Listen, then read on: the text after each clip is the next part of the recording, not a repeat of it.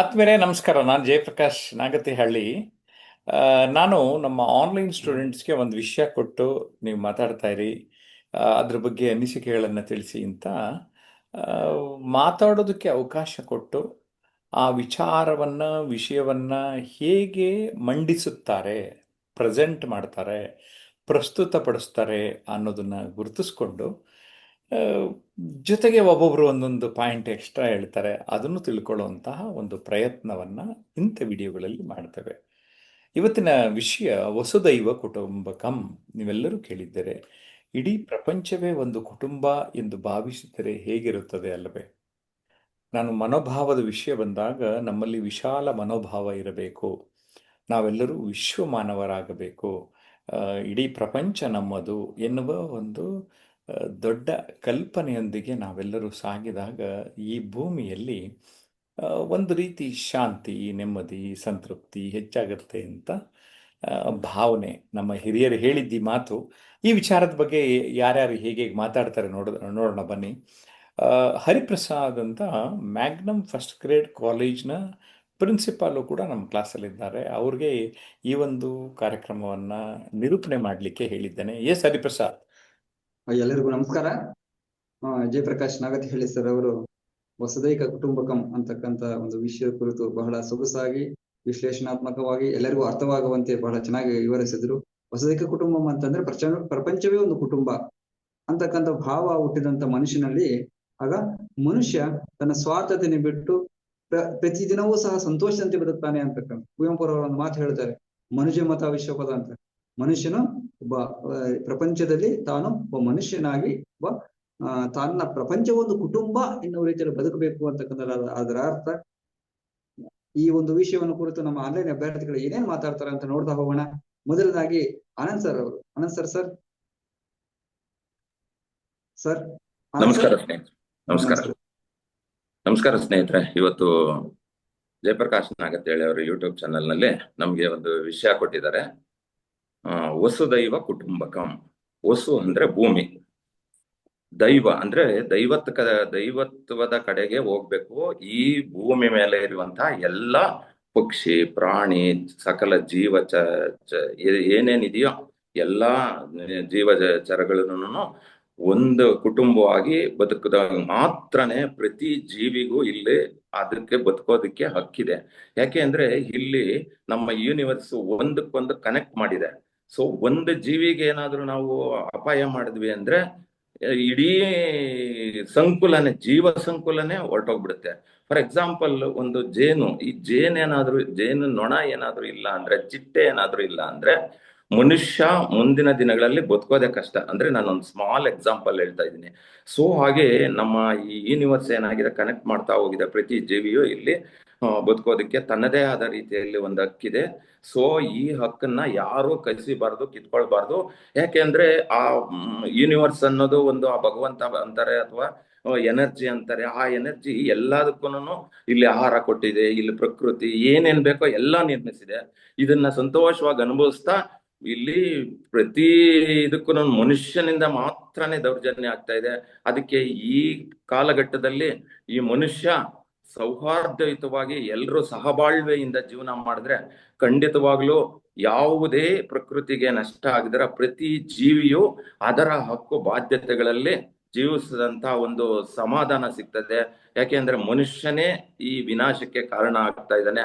ಆದ್ರಿಂದ ನಾವು ಬರೀ ಒಂದು ಕುಟುಂಬಕ್ಕೆ ಮಾತ್ರ ಸೀಮಿತವಾಗದೆ ಇಡೀ ಜಗತ್ತು, ಇಡೀ ಈ ಜೀವ ಸಂಕುಲಗಳಿಗೆ ಒಂದು ಕುಟುಂಬ ಅಂತ ತಿಳಿದುಕೊಂಡು ಎಲ್ಲರಿಗೂ ಬದುಕು ಹಕ್ಕು ಕೊಟ್ಟಾಗ ಮಾತ್ರ ಶ್ರೇಷ್ಠವಾಗಿ ಈ ವಿಶ್ವದಲ್ಲಿ ನಾವು ಉಳಿಬಹುದು, ಈ ಭೂಮಿನ ಉಳಿಸ್ಬೋದು.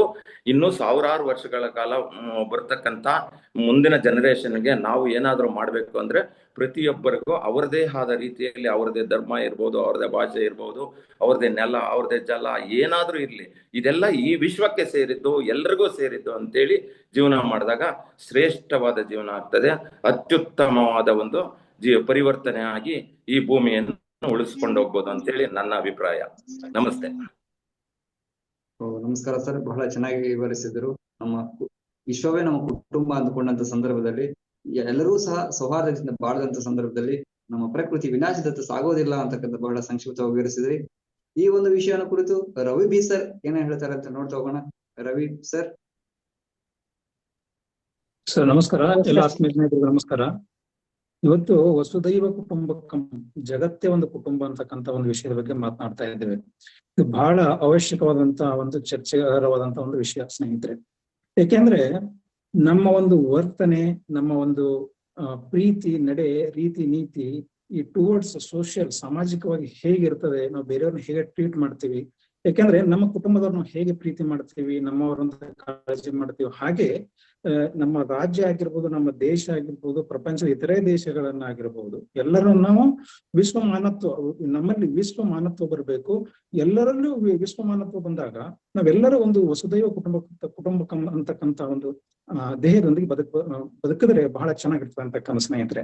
ಅದಕ್ಕೆ ಶಾಸ್ತ್ರಗಳಲ್ಲಿ ಲೋಕ ಕಲ್ಯಾಣ ಮಂತ್ರದಲ್ಲಿ ಅವರು ಹೇಳಿದ್ದಾರೆ, ಬಹಳ ಚೆನ್ನಾಗಿ ಹೇಳಿದ್ದಾರೆ. ಓಂ ಸರ್ವೇ ಭವಂತು ಸುಖಿನಃ, ಸರ್ವೇ ಸಂತು ನಿರಾಮಯ, ಸರ್ವೇ ಭದ್ರಾಣಿ ಪಶ್ಯಂತು ಮಾ ಕಶ್ಚಿತ್ ದುಃಖ ಭಾಗ್ಭವೇತ್ ಅಂತ ಹೇಳಿದ್ದಾರೆ. ಅಂದ್ರೆ ಎಲ್ಲರೂ ಸಂತೋಷವಾಗಿರ್ಬೇಕಂತಕ್ಕಂಥ ಭಾವನೆ ನಮ್ದು ಆಗಿರ್ಬೇಕು, ಆರೋಗ್ಯವಾಗಿರ್ಬೇಕು, ಎಲ್ಲರಿಗೂ ಶುಭವಾಗಲಿ, ಮತ್ತೆ ಯಾರಿಗೂ ದುಃಖ ಬರೋದಿರ್ಲಿ ಅಂತಕ್ಕಂಥ ಒಂದು ಭಾವನೆ ಇದ್ದ ನಾವು ಹಾಗೆ ವರ್ತಿಸ್ತಾ, ನಮ್ಮ ರೀತಿ ನಡತೆ ಎರಡು ಆದ್ರೆ, ಮಾತುಕತೆ ಹಾಗೆ ಆದ್ರೆ ನಮ್ಮ ಈ ಲೋಕ ಕಲ್ಯಾಣ ಆಗ್ತದೆ. ಹಾಗೆ ಈ ಲೋಕದ ಆನಂದ ಸಂತೋಷದಿಂದ ನಾವು ಪ್ರತಿಯೊಬ್ಬರಿಗೆ ಈ ಜಗತ್ತೇ ಒಂದು ಸಂತೋಷ ಆನಂದವಾಗಿರುತ್ತದೆ. ಇದು ನಮ್ಮ ಲೋಕ ಕಲ್ಯಾಣಕ್ಕೆ ಬಹಳ ಅವಶ್ಯ ಅಂತ ಹೇಳ್ತಾ ಈ ಅವಕಾಶಕ್ಕೆ ತಮ್ಮೆಲ್ಲರಿಗೂ ಧನ್ಯವಾದಗಳು. ನಮಸ್ಕಾರ. ಧನ್ಯವಾದಗಳು ಸರ್, ಬಹಳ ಚೆನ್ನಾಗಿ ಹೇಳಿದ್ರಿ. ಪ್ರಪಂಚವೆಲ್ಲವೂ ನಮ್ಮ ಕುಟುಂಬ ಅಂತಕ್ಕಂಥದ್ದನ್ನ ಅನ್ಕೋಬೇಕು ಅಂತಕ್ಕಂಥ ವೇದ ಮಂತ್ರಗಳ ಮೂಲಕ ಬಹಳ ಸೊಗಸಾಗಿ ವಿವರಿಸಿದ್ರು. ಬಹಳ ಖುಷಿಯಾಯ್ತು ನಮ್ಗೆ. ಇದೇ ವಿಷಯವನ್ನು ಕುರಿತು ಶೈಲಜಾ ಮೇಡಮ್ ಅವರು ಏನ್ ಹೇಳ್ತಾರ ಅಂತ ನೋಡ್ತಾ ಹೋಗೋಣ. ಶೈಲಜಾ ಮೇಡಮ್ ಅವರೇ ನಮಸ್ಕಾರ. ನಮಸ್ಕಾರ ಸರ್. ಇಂದಿನ ಒಂದು ಚರ್ಚೆಯ ವಿಷಯ ತುಂಬಾ ಉತ್ತಮವಾಗಿರ್ತಕ್ಕಂಥದ್ದು, ಇಂದಿನ ದಿನಮಾನಗಳಲ್ಲಿ ಅತ್ಯಂತ ಅವಶ್ಯಕವಾಗಿರ್ತಕ್ಕಂಥದ್ದು ಅಂತ ನನ್ಗನ್ಸುತ್ತೆ ಸರ್. ಅಂದ್ರೆ ವಸುದೈವ ಕುಟುಂಬಕಂ ಅರ್ಥ ಇಡೀ ವಿಶ್ವವೇ ಒಂದು ಕುಟುಂಬ ಅಂತ ಅರ್ಥ ಇದ್ರ ಬರುತ್ತೆ. ಇದೊಂದು ಪ್ರಾಚೀನ ಭಾರತದ ಒಂದು ಶ್ರೇಷ್ಠ ಉದಾತ್ತ ಚಿಂತನೆಯಾಗಿದೆ. ಇಂದು ನಾವು ಪ್ರಪಂಚವನ್ನ ನೋಡಿದಾಗ ಎಷ್ಟು ಅಶಾಂತಿ ಜಗತ್ತಿನಲ್ಲಿ ತಾಂಡವಾಡ್ತಾ ಇದೆ. ಇಂದಿನ ಒಂದು ಪ್ರಸ್ತುತ ಸಂದರ್ಭದಲ್ಲಿ ಮನುಷ್ಯನಿಗೆ ಈ ಒಂದು ವಿಶ್ವ ಭ್ರಾತೃತ್ವ ಭಾವನೆಯನ್ನ ಬೆಳೆಸುವುದು, ಪರಸ್ಪರ ಸಹಕಾರ, ಶಾಂತಿ ಮನೋಭಾವನೆಯಿಂದ ಬಾಳುವುದಕ್ಕೆ ಈ ಒಂದು ಪರಿಕಲ್ಪನೆ ತುಂಬಾ ಉಪಯುಕ್ತ ಆಗುತ್ತೆ ಸರ್. ಈ ಪಂಪ ಹೇಳ್ತಾರೆ, ಮಾನವ ಕುಲಂ ತಾನೊಂದೇ ಒಲಂ ಅಂತ. ಅಂದ್ರೆ ಇಡೀ ಜಗತ್ತಿನಲ್ಲಿ ಬಹಳಷ್ಟು ವೈವಿಧ್ಯತೆಗಳಿವೆ, ಜಾತಿ, ಧರ್ಮ, ಜನಾಂಗ, ಆದ್ರೂ ಕೂಡ ಪ್ರತಿಯೊಬ್ಬರೂ ಕೂಡ ಮನುಷ್ಯರು ತಾವೆಲ್ಲ ಒಂದೇ ಅನ್ನೋ ಭಾವನೆಯನ್ನ ಮೂಡಿಸ್ತಕ್ಕಂಥ ಶ್ರೇಷ್ಠ ಚಿಂತನೆ ಇದಾಗಿದೆ ಸರ್. ಹಾಗೇನೆ ನಾವು ನಮ್ಮ ಒಂದು ದೇಶಕ್ಕೆ ಎಷ್ಟು ರಾಷ್ಟ್ರೀಯ ಪ್ರೇಮ ಹೊಂದಿರ್ತೀವೋ, ಹಾಗೆ ಅದೇ ತರ ಒಂದು ಇನ್ನೂ ನಮ್ಮ ಬೌದ್ಧಿಕತೆಯನ್ನ ವಿಶಾಲ ಮಾಡಿಕೊಂಡು ವಿಶ್ವದ ಏಳ್ಗೆಗಾಗಿ ಕೂಡ, ವಿಶ್ವದ ಶಾಂತಿ ಭದ್ರತೆಗೂ ಕೂಡ ನಾವು ನಮ್ದೇ ಆದ ಅಳಿಲು ಸೇವೆಯನ್ನ ಮಾಡ್ಬೇಕು ಅನ್ನೋದು ಇದು ನಮ್ಗೆ ತಿಳಿಸ್ಕೊಡುತ್ತೆ. ಮನುಷ್ಯನಲ್ಲಿ ವಿಶಾಲ ಮನೋಭಾವನೆಯನ್ನ ಮತ್ತು ಉದಾತ್ತ ಚಿಂತನೆಯನ್ನ ಬೆಳೆಸುತ್ತೆ. ಸಂಘರ್ಷವನ್ನ ಶಾಂತಿ ಸೌಹಾರ್ದದಿಂದ ಪರಿಹರಿಸಿಕೊಳ್ಳುವ ಒಂದು ಅರಿವನ್ನ ಮೂಡಿಸುತ್ತೆ. ಹಾಗೆ ಬಸವಣ್ಣ ಅವರು ಒಂದು ಮಾತು ಹೇಳ್ತಾರೆ, ದಯವಿಲ್ಲದ ಧರ್ಮದಾವುದಯ, ದಯವೇ ಧರ್ಮದ ಮೂಲವಯ. ಈ ಮಾನವೀಯತೆಯ ನೆಲೆಗಟ್ಟಿನಲ್ಲಿ ಪ್ರತಿಯೊಂದು ಸಮಸ್ಯೆಗೂ ಕೂಡ ನಾವು ಈ ಒಂದು ಪರಿಹಾರವನ್ನ ಕಂಡುಕೊಳ್ತಾ ಹೋದಾಗ ನಮ್ಗೆ ಪ್ರತಿಯೊಂದು ಮನುಷ್ಯನ ತಲ್ಲಣಗಳು, ಆತಂಕಗಳು, ಒತ್ತಡಗಳು ಅರಿವಾಗ್ತವೆ. ಒಬ್ರು ಇನ್ನೊಬ್ಬರಿಗೆ ಸಹಾಯ ಮಾಡೋದಕ್ಕೆ ಸಾಧ್ಯ ಆಗುತ್ತೆ. ಯಾಕಂದ್ರೆ ಯಾವುದೇ ದೇಶ ಸಂಪೂರ್ಣ ಸ್ವತಂತ್ರ ಆಗಿರಕ್ಕಾಗಲ್ಲ. ಒಂದು ದೇಶ ಇನ್ನೊಂದು ದೇಶದ ಮೇಲೆ ಸಂಪನ್ಮೂಲಗಳಿಗಾಗಿರ್ಬೋದು, ಪ್ರಗತಿಗಾಗಿರಿ, ವ್ಯಾಪಾರಕ್ಕಾಗಿರ್ಲಿ, ಅಭಿವೃದ್ಧಿ ನಾವು ಅವಲಂಬನೆಯನ್ನ ಹೊಂದಿರ್ಲೇಬೇಕಾಗತ್ತೆ. ಅಂತ ಸಂದರ್ಭದಲ್ಲಿ ಇಂಥ ಒಂದು ವಿಚಾರ ಪ್ರತಿಯೊಬ್ಬರಿಗೂ ಕೂಡ ಇನ್ನ ಹೆಚ್ಚಿನ ಮಹತ್ವವನ್ನ ತಿಳಿದುಕೊಳ್ಳೋದಕ್ಕೆ ಸಹಾಯ ಆಗುತ್ತೆ. ಹಾಗಾಗಿ ಪ್ರತಿಯೊಬ್ಬರು ಪಂಪ ಹೇಳಿದಂತೆ ನಾವೆಲ್ಲರೂ ಕೂಡ ಮೊದಲು ಮನುಷ್ಯರು. ಅದನ್ನ ಅರ್ಥಕೊಂಡಾಗ, ಮಾನವೀಯತೆಯನ್ನ ಬೆಳೆಸಿಕೊಂಡಾಗ, ಸಹೋದರತೆಯನ್ನ ಬೆಳೆಸಿಕೊಂಡಾಗ, ಪ್ರತಿಯೊಬ್ಬರು ತಮ್ಮ ಹಕ್ಕುಗಳನ್ನ ಇತರರಿಗೆ ಧಕ್ಕೆ ಆಗದಂತೆ ಅನುಭವಿಸುವುದನ್ನ ಕಲಿತಾಗ ಈ ಒಂದು ಪರಿಕಲ್ಪನೆ ಇನ್ನೂ ಹೆಚ್ಚಿನ ಒಂದು ಜನರಲ್ಲಿ ಬದಲಾವಣೆಯನ್ನ ತರಕ್ ಸಾಧ್ಯ. ಜಗತ್ತಿನಲ್ಲಿ ಇನ್ನೂ ಹೆಚ್ಚು ಶಾಂತಿ ಭದ್ರತೆ ನೆಲೆಸೋದಕ್ಕೆ ಸಾಧ್ಯ ಅಂತ ಹೇಳ್ತಾ ಈ ಸಂದರ್ಭದಲ್ಲಿ ಅವಕಾಶ ಕೊಟ್ಟಿದ್ದಕ್ಕೆ ಧನ್ಯವಾದಗಳು. ಧನ್ಯವಾದಗಳು ಮೇಡಮ್, ಬಹಳ ಚೆನ್ನಾಗಿ ಮಾತಾಡಿದ್ರಿ. ವಸುದೈಕ ಕುಟುಂಬಂ ಅಂತಕ್ಕಂಥ ಕಲ್ಪನೆ ಬಂದಾಗ ದೇಶಗಳ ಸಂಘರ್ಷ ಅಂತಕ್ಕಂಥದ್ದು ಬಹಳ ಕಮ್ಮಿ ಆಗುತ್ತೆ ಅಂತಕ್ಕಂಥ ಮಾತನ್ನ ಹೇಳ್ತಾ, ಪಂಪರ ಮಾತು ಮಾನವ ಕುಲಂ ತಾನೊಂದೇ ವಲಂ ಅಂತಕ್ಕಂಥ ಮಾತನ್ನು ವಿವರಿಸ್ತಾ ಬಹಳ ಚೆನ್ನಾಗಿ ವಿವರಿಸಿದ್ರಿ. ಧನ್ಯವಾದಗಳು ಮೇಡಮ್. ಇದೇ ವಿಷಯವನ್ನು ಕುರಿತು ನಮ್ಮ ರಮೇಶ್ ಸರ್ ಅವರು ಏನ್ ಹೇಳ್ತಾರೆ ಅಂತ ನೋಡ್ತಾ ಹೋಗೋಣ. ರಮೇಶ್ ಸರ್. ನಮಸ್ತೆ ಸರ್. ನಮಸ್ಕಾರ. ವಾಸುದೈವ ಕುಟುಂಬಕಂ. ಪ್ರತಿಯೊಂದು ದೇಶದಲ್ಲೂ ಕೂಡ ಹಲವಾರು ಯುದ್ಧಗಳನ್ನು ನಾವು ನೋಡ್ತಾ ಇದೀವಿ. ಹಲವಾರು ಯುದ್ಧಗಳು ಎಂತಕ್ಕೋಸ್ಕರ ನಡೀತದೆ, ಯಾತಕ್ಕೋಸ್ಕರ ನಡೀತದೆ, ನಾವು ಈ ಪ್ರಪಂಚದಲ್ಲಿರೋರು ಎಲ್ಲ ನಾವು ಒಂದೇ ಅನ್ನೋ ಭಾವನೆನ ಮರೆತಾಗ ನಮ್ದು ಪಾಕಿಸ್ತಾನ, ನಮ್ದು ಇಂಡಿಯಾ ಅನ್ನೋ ಭಾವನೆ ನಮ್ಮಲ್ಲಿ ಯಾವಾಗ ಪ್ರತಿಯೊಂದು ದೇಶಗಳು ಅವರವರ ದೇಶದ ಬಗ್ಗೆ ಅಭಿಮಾನ ಇರಬೇಕು. ಅದೇ ಅಭಿಮಾನ ಜಾಸ್ತಿ ಆದಾಗ ಒಂದು ದೇಶದ ಮೇಲೆ ಆಗಿರ್ಬೋದು, ಯಾವ್ದ್ರ ಮೇಲೆ ಅನಾವಶ್ಯಕವಾಗಿ ಆ ಯುದ್ಧಗಳನ್ನ ಮಾಡ್ತಾ ಇರ್ತಾರೆ. ಈ ವಿಶ್ವಮಾನವ ಅನ್ನೋ ಕಾನ್ಸೆಪ್ಟ್ ಅನ್ನ ತಾವು ನೆನಪಿಸ್ಕೊಳ್ಳೋದೇ ಇಲ್ಲ. ವಿಶ್ವಮಾನವ ಅಂದ್ರೆ ಪ್ರತಿಯೊಬ್ಬರು ಕೂಡ ಎಲ್ಲರೂ ಒಂದೇ ಕುಟುಂಬದವರಂತೆ ಇದ್ದಾಗ ಯಾವುದೇ ದೇಶಗಳ ನಡುವೆ ಅಲ್ಲಿ ಯುದ್ಧ ಆಗೋದಿಲ್ಲ.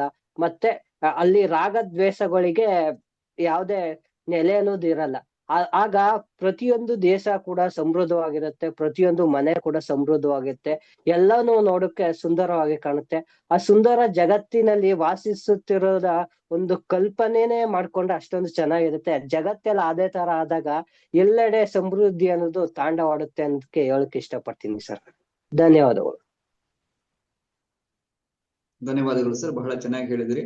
ವಿಶ್ವವೇ ನಮ್ಮ ಕುಟುಂಬ ಅಂತಕೊಂಡಂತ ಸಂದರ್ಭದಲ್ಲಿ ವಿಶ್ವದಲ್ಲಿ ಶಾಂತಿ ನೆಲೆಸುತ್ತೆ, ಎಲ್ಲರೂ ಸಹ ಸೌಹಾರ್ದತೆಯಿಂದ ಬದುಕಬಹುದು ಅಂತಕ್ಕಂಥ ಬಹಳ ಸೊಗಸಾಗಿ ವಿವರಿಸಿದ್ರಿ. ಇದೇ ವಿಷಯವನ್ನು ಕುರಿತು ನಮ್ಮ ವಿನೋತಾ ಮೇಡಮ್ ಅವರು ಏನ್ ಮಾತಾಡ್ತಾರ ಅಂತ ನೋಡ್ತಾ ಹೋಗೋಣ. ವಿನೋತಾ ಮೇಡಮ್ ನಮಸ್ಕಾರ. ಎಲ್ಲರಿಗೂ ನಮಸ್ಕಾರ. ಇಂದು ಕೊಟ್ಟಿರ್ತಕ್ಕಂತ ಟಾಪಿಕ್ ಬಂದು ವಸುದೈವ ಕುಟುಂಬಕಂ ಅಂತ ಹೇಳಿ. ಈ ವಸುದೈವ ಕುಟುಂಬಕಂ ಅಂತಕ್ಕಂಥದ್ದು ಒಂದು ಮಹೋಪನಿಷತ್ತು ಅಂತಕ್ಕಂಥ ಒಂದು ಮಹಾ ಗ್ರಂಥ. ಅದು ಪ್ರಾಚೀನ ಗ್ರಂಥದಲ್ಲಿ ನಾವು ಇದರ ಬಗ್ಗೆ ನಾವು ನೋಡ್ತಾ ಬರ್ತೀವಿ. ಹೀಗಂತಂದ್ರೆ ಈಗ ಮೊದ್ಲು ನಾನೇನ್ ಅನ್ಕೊಂಡಿದ್ದೆ, ಈಗ ಪಾರ್ಟ್ ಏನಿದೆ, ಈಗ ನಮ್ಮ ಈ ರಾಜ್ಯಗಳನ್ನ ಸೇರಿ ಒಂದು ಭಾರತ ದೇಶ ಆಗುತ್ತೆ. ಆ ದೇಶಗಳ ಸೇರಿ ಒಂದು ಜಗತ್ತಾಗುತ್ತೆ, ಒಂದು ವಿಶ್ವವಾಗುತ್ತೆ. ಆ ವಿಶ್ವ ಒಂದಾದಾಗ ಅದು ಒಂದು ಕುಟುಂಬದ ರೀತಿಯಲ್ಲಿ ಕಾಣುತ್ತೆ ಅಂತ ಹೇಳಿ ನಿಜವಾಗ್ಲೂ ಆ ಒಂದು ಒಂದು ಟಾಪಿಕ್ ಅನ್ನ ಕೊಟ್ಟ ಮೇಲೆ ನನಗೆ ಇದು ಒಂದು ಒಂದ್ ಸ್ವಲ್ಪ ನನಗೆ ಅಂದ್ರೆ ಓಪನ್ ಅಪ್ ಆಯ್ತು ಮೈಂಡ್. ಇದುವರೆಗೂ ಯಾಕೆ ನೋಡಿರ್ಲಿಲ್ಲ ನಾನು ಹೀಗೆ, ನಾನು ಜಸ್ಟ್ ಪಾರ್ಟ್ ಅಲ್ಲಿ ನೋಡಿದ್ದೆ. ಆದ್ರೆ ಈ ರೀತಿ ನಾವು ಇಡಿಯಾಗಿ ನೋಡಿದಾಗ, ನಮ್ಮ ಭೂಮಿಯನ್ನ ಇಡಿಯಾಗಿ ನೋಡಿದಾಗ ಅದು ನಮ್ಮ ಕುಟುಂಬದ ರೀತಿಯಲ್ಲಿ, ನಾವೆಲ್ಲರೂ ಒಂದೇ ಕುಟುಂಬದ ರೀತಿಯಲ್ಲಿ ನಾವು ಕಾಣ್ತೀವಿ ಅಂತಕ್ಕಂಥ ಒಂದು ಅರ್ಥವನ್ನ ಈ ವಸುದೈವ ಕುಟುಂಬಕಂ ಅಂತಕ್ಕಂಥದ್ದು ನಮಗೆ ನೀಡ್ತಾ ಇದೆ. ನಾವೇನ್ ಮಾಡ್ತಿದೀವಿ, ಇಲ್ಲಿ ಜಾತಿ ಧರ್ಮ ಭೇದ ಎಲ್ಲವನ್ನೂ ತಂದು ಅವನ್ನ ನಾವು ಏನ್ ಮಾಡ್ತಾ ಇದೀವಿ, ಡಿವೈಡ್ ಮಾಡ್ತಾ ಇದೀವಿ. ಆ ರೀತಿ ವಿಭಜಿಸ್ತಾ ಇರ್ತಕ್ಕಂಥದ ಮನಸ್ಸು ಮನುಷ್ಯನಿಗೆ ಅಷ್ಟೇ ಬರ್ತಾ ಇರೋದು, ಯಾವುದೇ ಪ್ರಾಣಿಗಳಲ್ಲಿಲ್ಲ, ಯಾವುದೇ ಸಕಲ ಜೀವಿಗಳಲ್ಲೂ ಕೂಡ ಇಲ್ದಲೇ ಇರ್ತಕ್ಕಂಥದ್ದು ನಮ್ಮ ಮಾನವರಲ್ಲಿ ಯಾಕೆ ಕಾಣ್ತಾ ಇದೀವಿ. ಅದಕ್ಕೆ ಹೇಳ್ತಾರೆ, ಏನಾದರೂ ಆಗು ಮೊದಲು ಮಾನವನಾಗು ಅಂತ ಹೇಳಿ ಕುವೆಂಪುರವರ ಒಂದು ವಾಕ್ಯವನ್ನ ಕೇಳಿದೀವಿ. ಹಾಗೆ ಮಾನವನಾಗುವೆಯಾ ಇಲ್ಲ ದಾನವನಾಗುವೆಯಾ, ಮಾನವ ಕುಲಕ್ಕೆ ಮುಳ್ಳಾಗುವೆ ಅಂತಕ್ಕಂಥ ಒಂದು ಈ ಒಂದು ದಾರಿಯಲ್ಲಿ ನಾವು ಮನುಷ್ಯ ಜೀವ ನಡೀತಾ ಇದೆ. ಈಗ ಮೊನ್ನೆ ತಾನೇ ನೋಡಿದ್ವಿ ನಾವು ಇಂಡೋ ಮತ್ತು ಪಾಕದ ಒಂದು ಯುದ್ಧವನ್ನ ನಾವು ಕಂಡಾಗ ಇಲ್ಲಿ ಇನ್ನೂ ತಿಳುವಳಿಕೆ ಬಂದಿರುವ ಮನುಷ್ಯನಿಗೆ ಇನ್ನು ಯಾವಾಗ ಬರುತ್ತೆ ಅಂತಕ್ಕಂಥದನ್ನ ನಾವು ಕಾಣ್ತೀವಿ. ಅದರಿಂದ ಜನವರಿ 1 ಲಿಂಡಾ ಅಂತಕ್ಕಂಥವ್ರು, ಅಮೆರಿಕದ ಒಬ್ಬ ಲೇಖಕಿ ಅವರು, ಲಿಂಡಾ ಗ್ರೋವರ್ ಅಂತಕ್ಕಂಥವ್ರು ಗ್ಲೋಬಲ್ ಫ್ಯಾಮಿಲಿ ಡೇ ಅಂತಕ್ಕಂಥದನ್ನ ನಿರ್ಧರಿಸಿದ್ರು ಜನವರಿ 1. ಯಾಕೆ ಅಂತಂದ್ರೆ ಇಲ್ಲಿ ಇತರ ದೇಶಗಳ ಬಗ್ಗೆ ನಕಾರಾತ್ಮಕವಾಗಿ ಇರ್ತಕ್ಕಂಥ ಚಿಂತನೆಯನ್ನ ಹೋಗ್ಲಾಡ್ಸ್ಲಿಕ್ಕೆ ಅಂತ ಹೇಳಿ ನಾವು ಜನವರಿ 1 ನಾವು ವಿಶ್ವ ಕುಟುಂಬ ದಿನವನ್ನಾಗಿ ಆಚರಿಸ್ತಾ ಇದ್ದೀವಿ. ಅದರಿಂದ ಎಲ್ಲರೂ ಕೂಡ ನಾವು ಬೇರೆ ಅಲ್ಲ, ನಾವೆಲ್ಲರೂ ಒಂದೇ ಅಂತಕ್ಕಂಥದನ್ನ ಯಾವಾಗ್ಲೂ ನಮ್ಮ ಮನಸ್ಸಿನಲ್ಲಿ ಇರಲಿ, ಒಂದಾಗಿ ಇರೋಣ ಅಂತ ಹೇಳ್ತಾ ನನ್ನ ಮಾತನ್ನ ಮುಗಿಸ್ತೇನೆ. ಧನ್ಯವಾದಗಳು. ಧನ್ಯವಾದಗಳು ಮೇಡಮ್, ಬಹಳ ಚೆನ್ನಾಗಿ ಮಾತಾಡಿದ್ರಿ. ನಮ್ಮ ಜ್ಞಾನದ ಮೂಲ ಈ ಒಂದು ಉಪನಿಷತ್ತುಗಳು, ವೇದಗಳು ಅಂತಕ್ಕಂಥದ್ದು, ವೇದಗದ ಮಾತು ಈ ವಸುದೈವ ಕುಟುಂಬ ಅಂತಕ್ಕಂಥ ಮಾತನ್ನ ಹೇಳಿದ್ರಿ. ಬಹಳ ಸಂತೋಷ ಅನಿಸ್ತು ನನಗೆ. ಅದೇ ರೀತಿಯಲ್ಲಿ ಈ ವಿಷಯವನ್ನು ಕುರಿತು ಕಟ್ಟೇರಿ ಸ್ವಾಮಿ ಅವರು ಏನ್ ಮಾತಾಡ್ತಾರ ಅಂತ ನೋಡ್ತಾ ಹೋಗೋಣ. ಕಟ್ಟೇರಿ ಸ್ವಾಮಿ ಅವರೇ ನಮಸ್ಕಾರ. ನಮಸ್ಕಾರ ಸರ್. ವಸುದೈವಂ ಕುಟುಂಬಕಂ ಈ ವಿಷಯದ ಬಗ್ಗೆ ನಾವು ಮಾತಾಡ್ಬೇಕಂದ್ರೆ ಇದು ಒಂದು ಹಿಂದೂ ಧರ್ಮದ ಮಹತ್ವ ಪೂರ್ಣ ತತ್ವ ಅಂತ ನಾವು ಹೇಳ್ಬೋದು. ವಿಶ್ವವೇ ಒಂದು ಕುಟುಂಬ ಎಂದು ಕೂಡ ಇದನ್ನ ಕರೆಯಲಾಗ್ತದೆ. ಎಲ್ಲಾ ಮನುಷ್ಯರು ಒಂದೇ ಕುಟುಂಬದವರಂತೆ ನಾವು ಭಾವಿಸ್ಬೇಕಾಗ್ತದೆ. ಇದರ ಅರ್ಥದಲ್ಲಿ ಜಾತಿ, ಧರ್ಮ, ಭಾಷೆ, ರಾಷ್ಟ್ರ ಎಂಬ ಭೇದವಿಲ್ಲದೆ ಪ್ರತಿಯೊಬ್ರು ಸಹೋದರಿಯರಂತೆ ನಾವು ಕಾಣ್ಬೇಕಾಗ್ತದೆ. ಈಗ ನೋಡಿ, ಮೊನ್ನೆ ಅಂದ್ರೆ ಈ ಒಂದು ಇದೇ ತಿಂಗಳಲ್ಲಿ ಭಾರತ ಉದ್ವಿಗ್ನತೆ ಇಂಡಿಯಾ ಪಾಕಿಸ್ತಾನ ನಡುವೆ ಉದ್ವಿಗ್ನತೆ ಆಯ್ತು. ಇದನ್ನ ನಾವು ಸರಿಯಾದ ರೀತಿಯಲ್ಲಿ ಒಂದು ವಸುದೈವಂ ಕುಟುಂಬಕಂ ಅಂತ ಪ್ರತಿಯೊಂದು ದೇಶದಲ್ಲಿ ಇದನ್ನ ನಾವು ಸರಿಯಾದ ರೀತಿಯಲ್ಲಿ ನಾವು ಅರ್ಥ ಮಾಡ್ಕೊಂಡ್ರೆ ಇಂತಹ ಉದ್ವಿಗ್ನತೆಗಳು ಆಗೋದಿಲ್ಲ. ಹಾಗಾಗಿ ಭಾರತ ತನ್ನ ವಿದೇಶಾಂಗ ನೀತಿಯಲ್ಲಿ ಕಳೆದ ಒಂದು ಸಾಲಿನಲ್ಲಿ G20 ಸಮಾವೇಶ ನಡೆಸುತ್ತದೆ. G20 ಸಮ್ಮೇಳನದಲ್ಲಿ one earth, one family, one future ಎಂಬ ಸಂದೇಶವನ್ನ ಸಾರ್ತದೆ. ಹಾಗಾಗಿ ಇಲ್ಲಿ ನಾವೆಲ್ಲರೂ ಒಂದೇ ಕುಟುಂಬದವರು ಎಂದು ನಾನು ಹೇಳಕ್ ಇಷ್ಟಪಡ್ತೀನಿ. ಧನ್ಯವಾದ ಸರ್. ಧನ್ಯವಾದಗಳು ಸರ್, ಬಹಳ ಚೆನ್ನಾಗಿ ಮಾತಾಡಿದ್ರಿ. ವಸುದೈಕ ಕುಟುಂಬಕಂ ಅಂತಕ್ಕಂಥ ನಮ್ಮ ಸನಾತನ ಧರ್ಮದ ಮೂಲ. ಇದನ್ನ ಬಹಳ ನಮ್ಮ ಋಷಿ ಮುನಿಗಳು ಬಹಳ ಅನ್ವಯಿಕವಾಗಿ ಅನ್ವಯಿಸ್ತಿದ್ರು, ಅಥವಾ ಅವರು ಅದನ್ನ ಬಳಕೆ ಮಾಡ್ತಿದ್ರು ಅಂತಕ್ಕಂಥ ಬಹಳ ಚೆನ್ನಾಗಿ ಹೇಳಿದ್ರಿ. ನೋಡಿದ್ರಲ್ಲ ವೀಕ್ಷಕರೇ, ನಮ್ಮ ಆನ್ಲೈನ್ ವಿದ್ಯಾರ್ಥಿಗಳು ಹೇಗೆ ಮಾತಾಡಿದ್ರ ಅಂತ. ಈ ನಿಮ್ಮ ಒಂದು ವಿಡಿಯೋನ ಮೆಚ್ಚುಗೆಯನ್ನು, ಒಂದು ಅನಿಸಿಕೆಯನ್ನ ವಿವರಿಸಕ್ಕೋಸ್ಕರ ಆ ಒಂದು ವಿಡಿಯೋ ಕೆಳಗಡೆ ಕಾಮೆಂಟ್ ಮಾಡಿ ನಿಮ್ಮ ಮೆಚ್ಚುಗೆಯನ್ನ ವ್ಯಕ್ತಪಡಿಸಲು ಒಂದು ಕಾಮೆಂಟ್, ಒಂದು ಲೈಕ್ ಮಾಡಿ, ನಿಮ್ಮ ಈ ಒಂದು ವಿಡಿಯೋನ ಇನ್ನೊಬ್ಬರಿಗೆ ರವಾನಿಸಲು ಒಂದು ಶೇರ್ ಮಾಡಿ. ಜಯಪ್ರಕಾಶ್ ನಾಗತಿಹಳ್ಳಿ ಸರ್ ಅವರ ಯೂಟ್ಯೂಬ್ ಚಾನಲ್ ಅನ್ನ ಇನ್ನ ಸಬ್ಸ್ಕ್ರೈಬ್ ಮಾಡಿಲ್ಲ ಅಂದ್ರೆ ಸಬ್ಸ್ಕ್ರೈಬ್ ಮಾಡಿ. ಒಂದು ನೋಟಿಫಿಕೇಶನ್ ಗಾಗಿ ಒಂದು ಬೆಲ್ ಐಕಾನ್ ಕ್ಲಿಕ್ ಮಾಡಿ, ಒಂದು ಆಲ್ ಅಂತ ಕ್ಲಿಕ್ ಮಾಡಿದ್ರೆ ನಿಮ್ಮ ನೋಟಿಫಿಕೇಶನ್ ಬರುತ್ತದೆ. ಎಲ್ಲರಿಗೂ ಧನ್ಯವಾದಗಳು. ನಮಸ್ಕಾರ.